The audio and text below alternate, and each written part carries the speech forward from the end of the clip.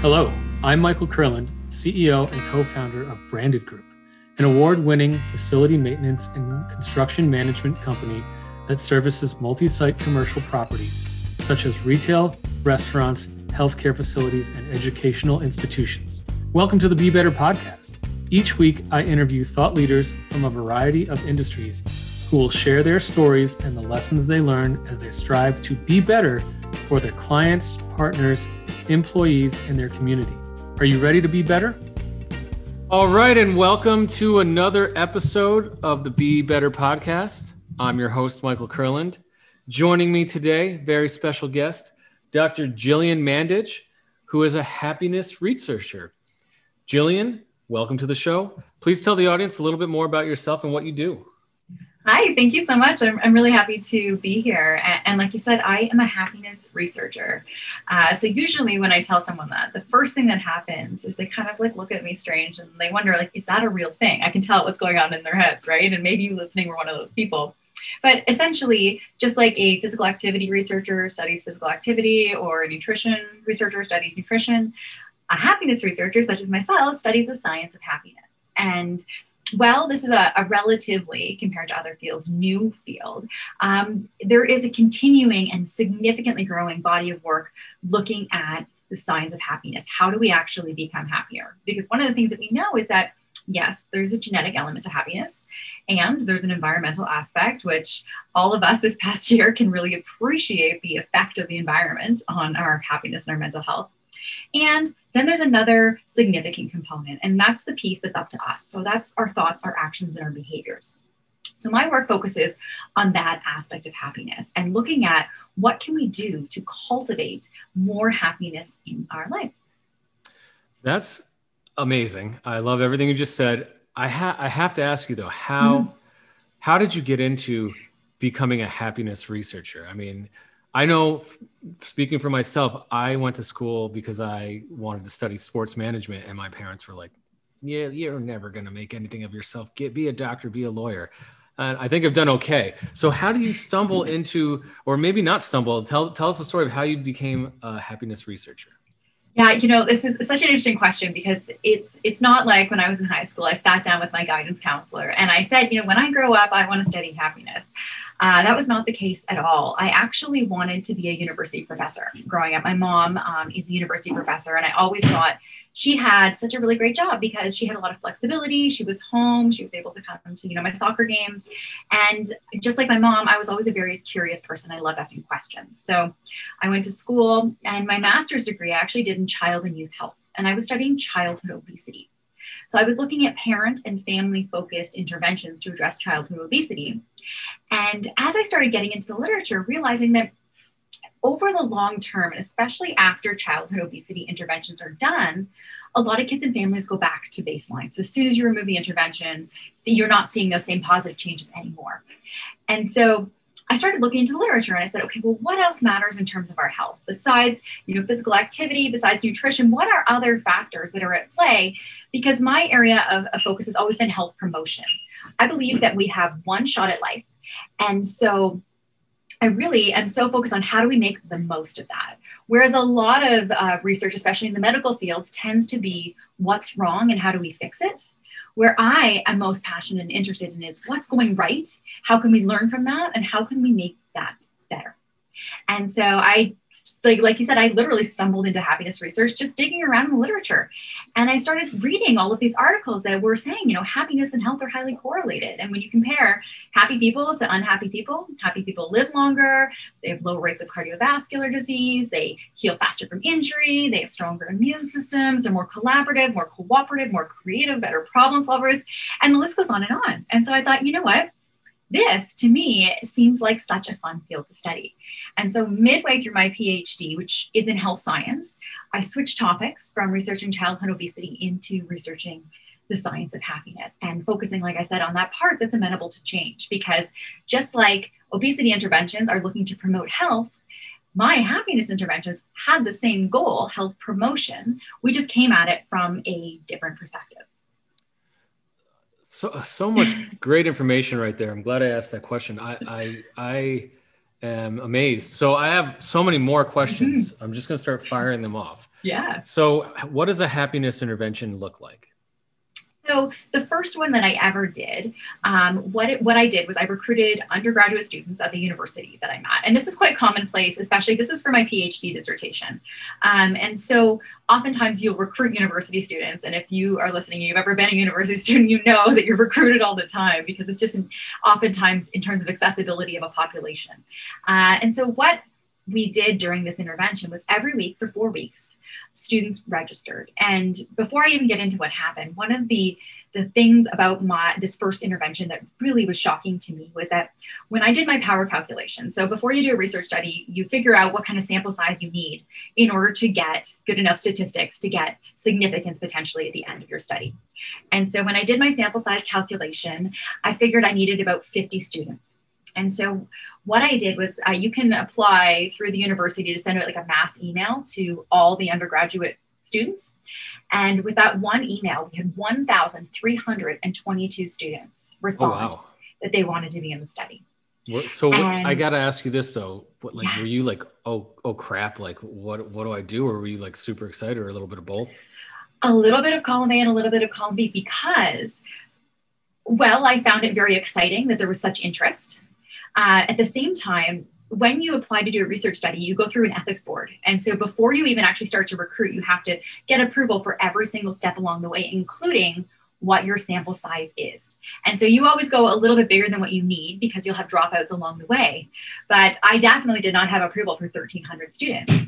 At the same time, one of the challenges that I ran into that I wasn't even expecting was that this is kind of when a lot more stuff was going digital. And whereas before, a lot of research studies were in person.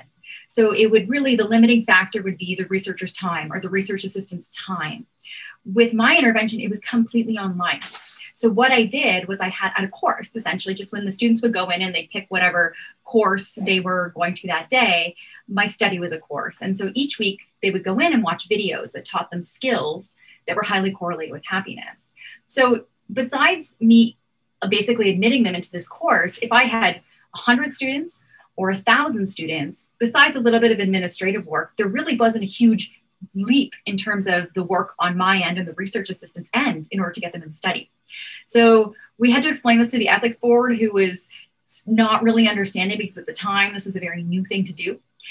So we ended up getting approval for, I think it was about 500 students or so, and we're able to run it with that. And basically what I did was at the beginning of the study and at the end of the study, we measured the students' happiness. We measured several different self-reported health outcomes, how grateful they were, and then again at the end. And what was really exciting was that was the first time I was able to see statistically significant changes in my research participants' happiness in just 4 weeks from strictly learning about different skills that are highly correlated with happiness. So things like gratitude, mindfulness, social connection, these sort of skills and ideas. Great information. Also great segue, since this is a season about gratitude. But I don't even want to go there yet. I still have so many more questions about studying happiness. So let me ask you this. A, were you disappointed that they didn't give you the green light for all 1,300? Because that seems to me like, just why not? Why not? Yeah, I honestly was. And this is where at the same time, I had to, one of the things that I talk about, one of the things in happiness is this idea of controlling what you can and focusing on the things that you can control as opposed to things you can't. So in research, we call this autonomy. Mm-hmm. And autonomy is actually more of a contributor to our happiness than how good looking we are, how popular we are, how much money we have, or how good our sex life is. So above all of those things. So it's interesting when you're a researcher who's aware of the data. So I'm constantly reminding myself of this. And yet at the same time, I'm living, trying not to be disappointed. And so, yeah, there is definitely a learning curve in that, but it also was really eye-opening for me in terms of figuring out the trajectory of my career, because there's a lot of pros to being out of university and being in that environment. And then there's some of the challenges that come along with lengthy time waits while you wait for an ethics board and the bureaucracy that often happens there. And so one of the things that I came to realize through this entire experience is that while I love research, my field where I wanted to study was outside of the walls of a university. So, I'll still go back and do guest lectures and things like that. But what I really recognized was, for me, the area that I wanted to focus on was how do we take the best available science and research and make it accessible for everyone. So I sort of started to explore other areas, such as doing a lot more media, a lot of podcasts, a lot of public speaking, now a lot of, virtual education. So I was able to take all of the things that I really liked about happiness research and just find a new home for it, where I was able to focus on the pieces of the work that I can control. I think like you said, the autonomy, you looked at the research and you followed the research, and it's led you here. So kudos to you on that.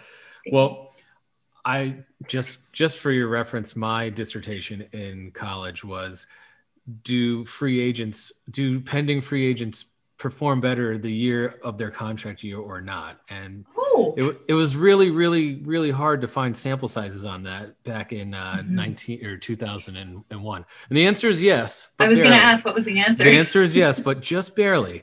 It was like 51%. That's also 20 years dated. I got an A. So audience, that's just in case you guys are wondering. But so speaking of that, we kind of talked about that now, but what is the most interesting thing that you've found in terms of your research? Like, what's that one thing that you didn't think? Because some of this stuff makes sense, right? Like, I'm not poo-pooing it all, but like, yes, if you're happy, you're gonna, be working out and you're going to be more social, et cetera, et cetera. But like, what's the one statistic that you're like, I didn't expect that, but that's really awesome? So there's two that came to mind. And a lot of it is kind of it's interesting because with happiness, like you and I, when we started this podcast, didn't have to define what we were talking about, right? Like we all have a general understanding of what happiness is. And yet, if I was to survey 100 people, I would come up with 100 different definitions of happiness. And so this becomes very confusing in a way. And so for me, when I started studying happiness, I wanted to figure out how to be happy, because I realized I'm a researcher. I'm very good at asking questions. I'm good at looking at data. I'm looking at trying to get closer to the answers. So why not figure out what I want for myself? And so what I quickly sort of in my mind, my goal was be happy all the time. Get rid of the challenging emotions that I'm feeling. I don't want to feel sad. I don't want to feel anxious. I don't want to have depressive symptoms. I don't want to feel all of those things. I want to get rid of those and just be happy all the time. And so what I quickly came to learn was that's not the goal. The goal is not happiness all the time. And, I'll always tell people I'm a happiness researcher and I'm not happy all the time. And I don't want to be, and I don't want my friends to be, and I don't want my family to be, and I don't want you to be. We need that full palette in terms of healthy psychological functioning. What the goal is when we focus on that piece of happiness I was talking about earlier, our thoughts, our actions, and our behaviors, it's like a skill that we learn. So the more that we do it, we get better at it. I almost think of it like it's a muscle. Like if you want to get strong, you have to go to the gym and exercise on a regular basis in order to get stronger. And if you want to be happy, you have to do things on a regular basis that make you happy. And then what happens is over time, you get happier. And yet, if we set the goal and the bar as being happy all the time, we're essentially setting ourselves up for failure, because there is no life that is happy all the time. And there's actually research sort of the opposite. They call it like the dark side of happiness. So people that put their blinders on and always want to be happy tend to be less happy than other people. So in terms of healthy psychological functioning, what I learned was the goal is not happy all the time. What the goal is figuring out how happy am I, and then trying to be a little bit happier than you were yesterday. And knowing that there are going to be days that we're not. And that's part of the process too. What we kind of want is our highs to get higher and our lows to get higher. So you kind of have this upward trajectory motion. So when we're feeling those lows, they become a little bit less low. And we don't marinate in them for days or weeks. We feel them fully. And then because we have that skill, over time, we're able to sort of bounce back, be more resilient a little bit easier. Does that make sense? Yeah, no, it totally makes sense. I wanted to hear everything you had to say, but it's like the yin and the yang theory, right? Yeah. Without without sadness, then what really is happiness, and vice versa, right? So Yeah. if you're just happy all the time, that's probably going to get boring after a while. Just like if you're sad all the time, that's going to be depressing, you know? So I totally agree with you. And from my point of view, I have been called histrionic, and I guess that's kind of too upbeat all the time, which I guess is true. But it makes sense because in my definition for your and the audience's knowledge is happiness is the key to life. It's really like that's how I came to that at a young age. I don't think God put us here, or whatever higher power put us here to like suffer and repent and all these things. I think we're put here to be happy. And so, you know, when you're spending a lot of time being depressed or down in the dumps, and like you said, you have the ability to control those thoughts and those thought patterns, right? So it's really up to you how you view things, whether you're a victim or a victor. So anyway, I love everything you said. I'm a huge proponent of everything you said, and I think a happiness expert that's amazing. So, you know, and just hearing you say that, I find it's so fascinating because very infrequently is somebody able to communicate with me about happiness in the way you just did, as recognizing the importance of it. When you said, you know, happiness is key, oftentimes when I tell somebody about happiness research, I have to make a case for why happiness matters. Because oftentimes people tend to think it's, you know, butterflies, rainbows, smiley faces, emojis. And yet we don't often appreciate the profound impact that it has in every area of our life. And so I will say one of the silver linings since the pandemic has really been because we are all living and breathing mental health and happiness in a different way within ourselves, within our family, within our colleagues and our friends. There is more of an appreciation for that aspect of our health, of our mental health than ever before. And yet it's so refreshing to hear people like yourself, where you're self-reflecting and coming up with a similar thing that I'm coming up with, coming at it from the data side. And we're both sort of on the same page. It's really neat to see that. Yeah, thank you. And it totally makes sense. Like I went through a time, you know, I before I moved out to California, it was about a little over 7 years ago. I had just gone through a divorce. I'd gone through getting let go from my job of 7 years. And I was overweight. I had, you know, I wasn't happy in my marriage. I had been, you know, soothing myself with eating too much, with drinking too much. And, you know, I wasn't happy. At the end of the day, I wasn't happy. So I was masking all these issues with, you know, other things that weren't as good for me. And so, like you said, you can go down this like pattern, and happier people are in better shape. They can recover from injuries better. So I totally agree. I was not in a good place for a while, and I had hurt my foot when I was 25, and I always told myself I could never run again. I could never be a runner. I could never go for a jog. And, you know, after all that stuff started happening, and I started getting happier, I started jogging, and now I run, you know, 4 to 6 miles a week. I used to run 25 miles a week, but my back isn't happy with me when I do 25 miles a week. So I'm trying to find a happy medium, but anyway, so I love the research. I really am so intrigued and want to dive deeper. We don't have enough time on this podcast, but I want offline to be able to start looking at your research. But let's talk about gratitude, right? That's what this season's about. And that's like a synonymous word with happiness, right? Or at least for most people. Yeah. So, you know, it's through the pandemic. What has that taught you about being grateful? What's COVID-19 taught you about being grateful? You know, it's interesting because for me, I had a very profound way of seeing gratitude beforehand, because I saw it from my personal practice. I saw gratitude from the lens of research participants. I saw it in their data where they filled out surveys to get numbers. So I actually saw, you know, changes in gratitude. And when I say gratitude, it's as simply, you know, as much as thinking about or writing down things that we're grateful for, taking time. And what I love about gratitude is it costs nothing, doesn't take a lot of time, and can be done anywhere. And yet we can see, especially if you are able to maintain a regular gratitude practice daily, ideally, that there are significant changes in terms of our happiness. And so when I look at gratitude, often before the pandemic, when I was doing a lot of in-person talks, I would talk about gratitude and ask people to put up their hand and say, who in here has a gratitude practice? And maybe a third to a half the room would put up their hand. And now that I'm doing everything online and I ask a similar question in polling, and I'll see a much higher percentage than I did before. So I think right now we're searching. We're trying to find ways to cope during the pandemic, and gratitude is a great tool for that. At the same time, what I'm seeing on the other end, it's kind of like too much of a good thing can be a pause as well. And I'm almost seeing the pendulum swing the other way, where gratitude has become like a meme on Instagram and we've lost some of the appreciation for the practice. It becomes like an item on a to-do list for a lot of people, right? Like wake up, brush teeth, check, do my gratitude, check. And so I think having a broader conversation than just practice gratitude is so key right now. And it's when we are doing it, we are present.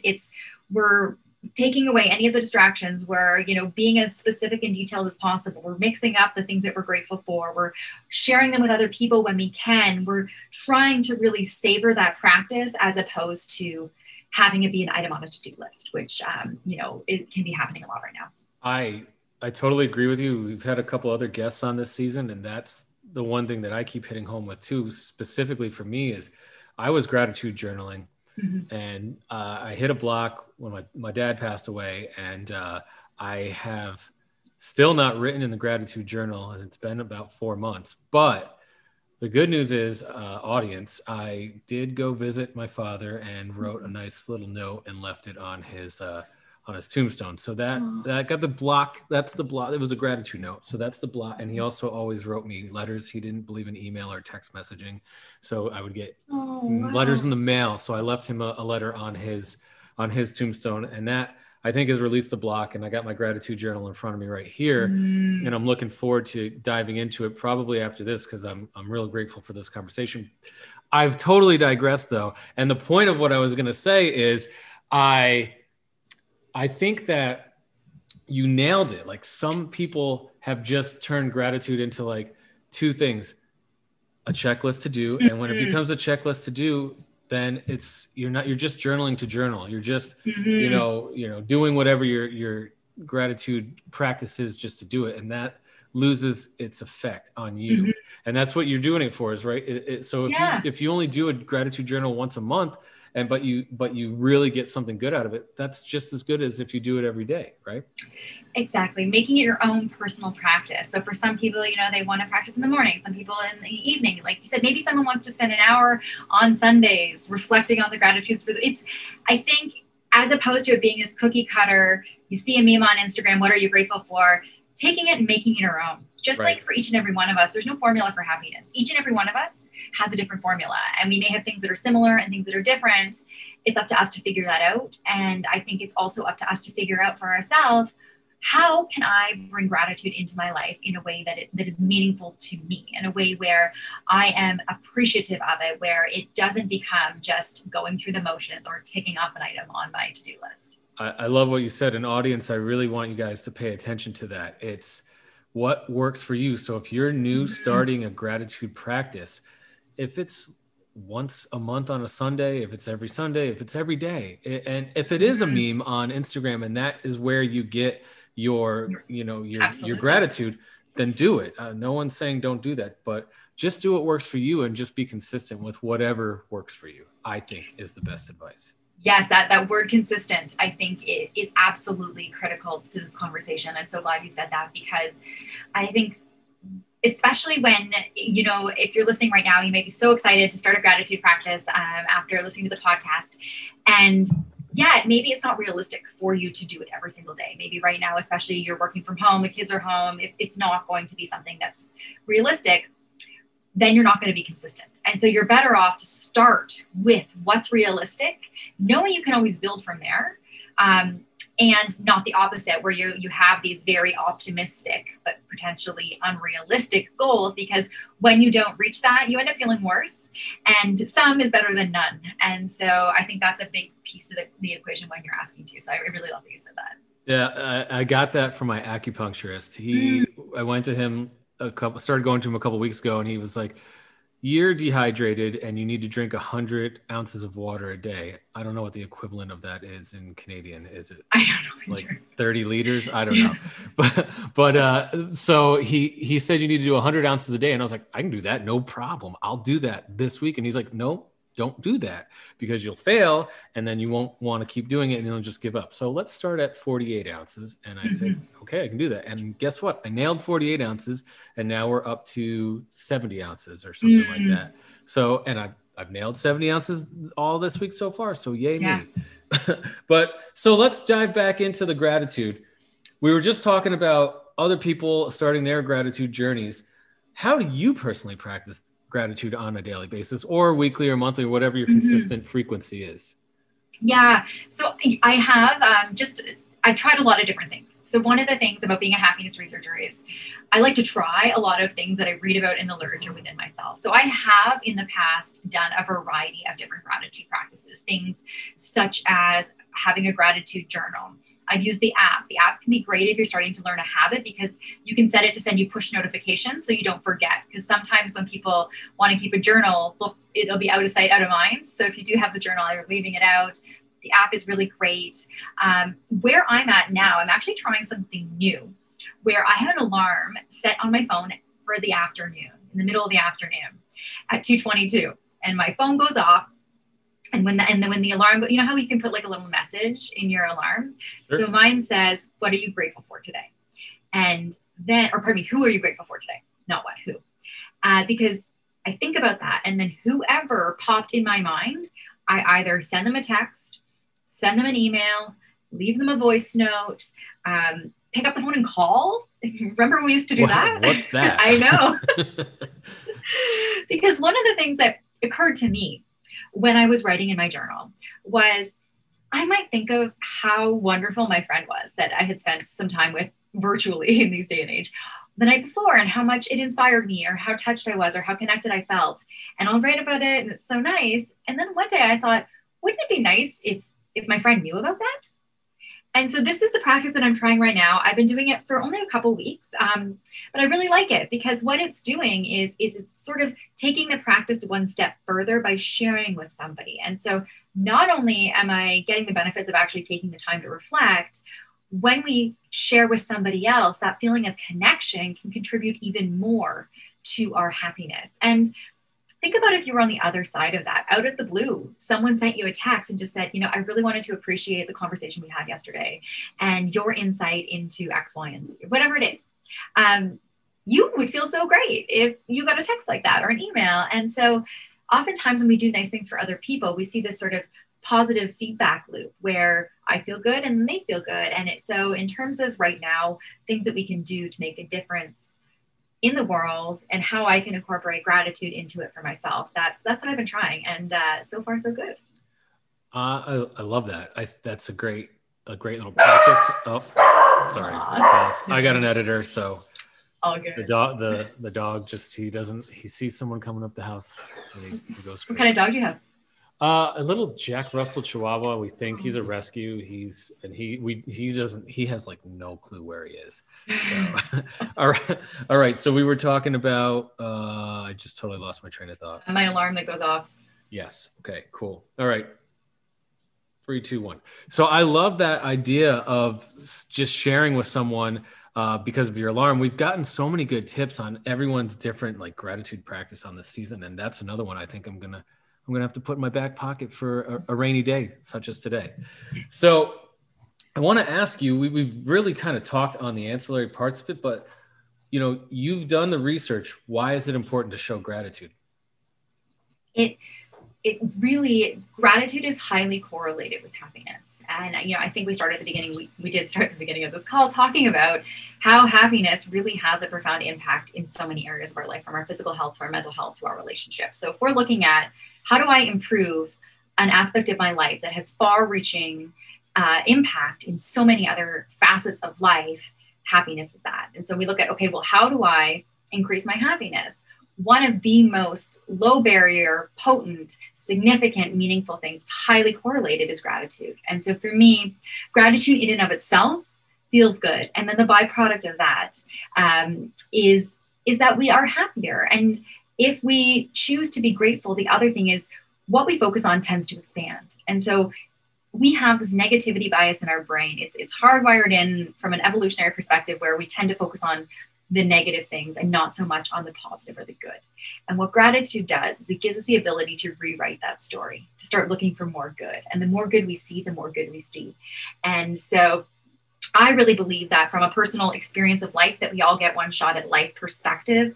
Looking at life through the lens of gratitude is a much happier life. Not to say there's not going to be ups and downs or pandemics, because all of those things happen.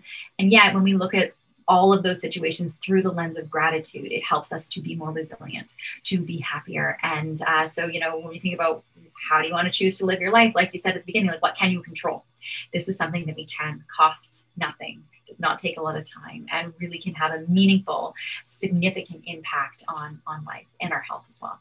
And I think, you kind of touched on what I'm hearing is you can be a victim or you can be a victor, right? And I've said that before throughout the season. It's just how your perspective on the negative things that may happen to you, how do you view them, right? What's that lens, like you said? Yeah. And so I think it's great because we're in this pandemic right now, and you touched on silver lining of the pandemic before. So let's talk about that for a second. What are you seeing with that? I mean, from my point of view, we're it's pretty much been a year in, right? Or at least for our standpoint, like it's been a little bit longer for the world, but we're about a year in of being locked down at home. And what are you seeing? Like what is going through the people out there's minds? Are they happy? Are they sad? Are they able to respond better? Are they gaining weight? Are they losing weight? Are they able to focus on themselves and be happy? Or are they really going into a shell of negativity? Yeah, it's so interesting. It's really hard to answer that question because so many people are experiencing this pandemic in so many different ways. At the same time, I was actually, I just did an interview with a writer in Fast Company, and Fast Company and Harris Poll just did a really big survey in the United States looking at happiness. And they found, the reason we were having this conversation was she was asking me why in their study did they find that some people were actually happier now than they were a year ago. And they were like, this is a shocking piece of information, of data, because one would naturally assume that we're all less happy because we've been locked down and a lot of our freedoms have not been as readily available. We haven't been able to see a lot of people. We know that social connection is so correlated with happiness. And so she was asking me, why is that? And so, well, I can say that it's really hard to know for sure if overall in this population we're happier before or after. What I can say, and based on a lot of the conversations that I've been having and the people that I've talked to and the research that I've been doing lately, is that a lot of the things that we took for granted before the pandemic, we appreciate so much more. Like if we were having this conversation a year ago and I said to you, I went outside for a walk with my sister, you'd be like, wow, that's so great, right? If I said that a year ago, I'd been like, okay, cool. Or, the opportunity to actually have dinner physically across the table from somebody, or to gather as a family, whereas a lot of family, for some people, family get-togethers may have been a sense of dread and, an item on the to-do list. Now, to even have the opportunity to see everybody virtually, it is the ray of sun in a day. So I will say that a lot of the things that we've taken for granted, and those small things, I'm using small in terms of like not a impact, but in terms of time or sort of low barrier to entry daily things, is that we really are appreciating and savoring those things and focusing on those pieces of our life, the time we get to spend with people, when we are able to be free, to go to work, to sit at the park, to do all of those things. We are really definitely appreciating those things in a way we never had. We're having conversations around those things. A lot of conversations around happiness and mental health have been more normalized than ever. There often is a stigma associated with having a lot of these conversations. And it's really, I think, for a lot of people gone beyond the pre-pandemic, hi, how are you? Fine, I'm fine. To the now, how are you? You know what, I'm having a hard day. And to have that be a normal piece of the conversation. Agreed. And I'm glad that's what you went to, and that's what your research is telling you, because that's what I think too, is just the things you take for granted. It's, I went and volunteered a couple weeks ago, and I was just like, I haven't been able to do this. You know, there was people socially distanced, masks on, all that good stuff. But I was like, I haven't been able to do this. And, you know, in the past, I would have just been like, okay, I'm volunteering or whatever, however you think about it. But just, I was so like happy to be back, you know, being able to give back and pack some food for some seniors around town. It was just great. And I had taken that for granted, right? I had taken even the ability of giving back for granted. So that's a great segue for me. I wanted to ask you, why is giving back important to you and to other people and their companies? Why is that important? It's so synchronous that you just asked this question because I spent my morning. So I'm from Canada. For those of you listening, I live in Toronto, Canada, and we have a show here called The Social, which is sort of the American equivalent of The View, where women sit around on a couch and have conversations. And so I'm the happiness expert on the show, and I was actually writing a script for my next segment, which is all about volunteering, because we were trying to figure out, volunteering has changed for a lot of people, where that's one of the things that often has dropped off for people, especially if it was an in-person activity, or volunteering now looks differently. Volunteering is now buying groceries for somebody or making masks to donate. And so what was really interesting, I was going into the literature and found that, yes, absolutely, giving back benefits the community. It also benefits the person that gives back. And what's interesting, though, is it's not specific to in-person. It can be virtual as well. So it doesn't necessarily mean that we can't do other things. Yes, it does look differently for a lot of people. I was finding some information where a lot of people are missing that piece of their life, but have had a hard time labeling what it was, because when the pandemic hit, we went into like crisis mode, right? Figure out, where is my money coming from to pay my rent, to buy my groceries? How am I working from home potentially? And so often the volunteering or some of those more extracurricular activities were not on the list. And now here we are, like you said, a year-ish into it, and that void is still there. And for a lot of us, we haven't identified that or found a different way to sort of satiate that need. And I think that it's a really important conversation, and a question for all of us to ask is, how am I giving back or contributing in some way? What does that look like for me? How can I use my skill set to do that? Because it really is an important piece of this. And in terms of potency of doing things, not only does volunteering make us feel good in the moment, it gives us sort of more feelings of motivation, of being proud of what we do, of accomplishment, of meaning, of purpose. And all of those are really important elements in happiness as well. Yeah, you get a little high. I mean, I know I do. And I mean, it sounds a little bit selfish. That's why I enjoy doing it because I know I'm helping, but I feel good about myself, right? I feel happy that I just went and packed some boxes up and put some food, and I know some people are going to eat because of that. So, interesting that you just use the word, you feel a little high, because there's a lot of research. They actually call it a helper's high. So we see a very similar physiological response in humans when they volunteer or give back. It's very similar to the high, the endorphin high, the runner's high that we'll often get when we have a really good workout. From a physiological perspective, they are extremely similar, and it's actually called a helper's high, and it's a real thing, and it has really positive effects for us that last beyond the time that we do the act. The residue of that continues to see benefits for us.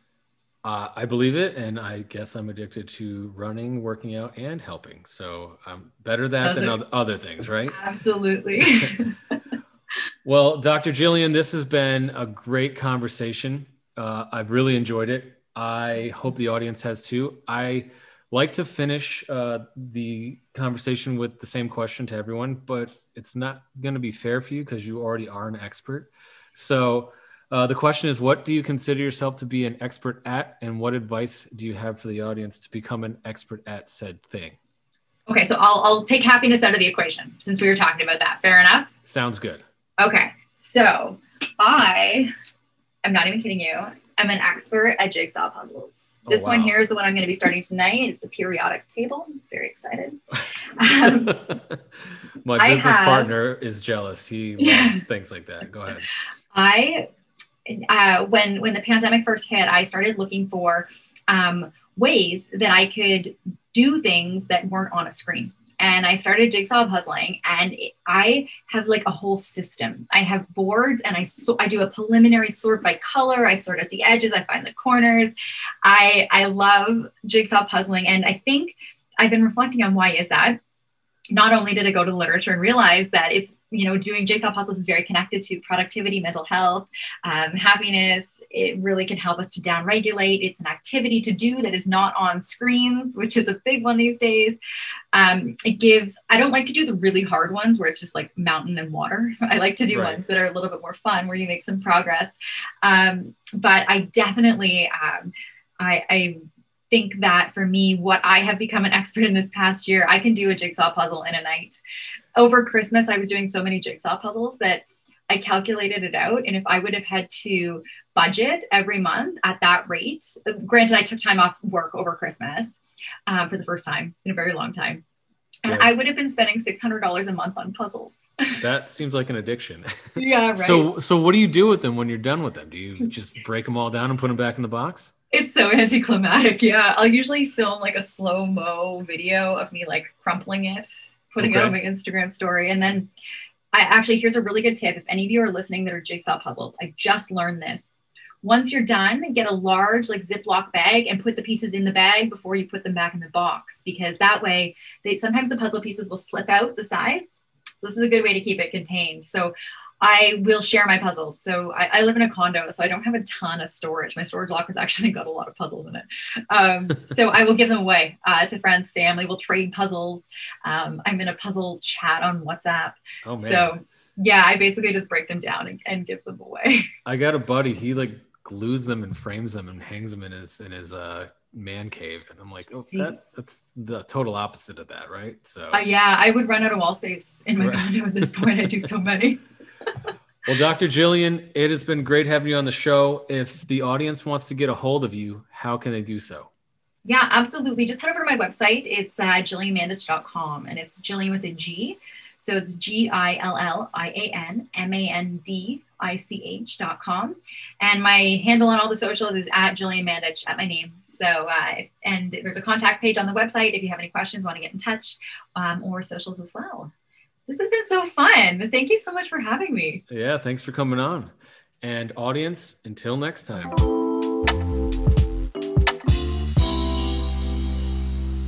Thank you for tuning in. I hope that today's episode inspired you to become a purpose-driven leader in your career or your community. There's no doubt that when we lead with purpose, we can change lives. If you enjoyed today's show, I'd be grateful if you would take a moment to rate us on your preferred listening platform. To learn more about Branded Group's Be Better experience and how we provide industry-leading, on-demand facility maintenance, construction management, and special project implementation, visit us at www.branded-group.com. Be sure to follow us on social media, and you can also reach out to me directly on LinkedIn. Until next time, be better.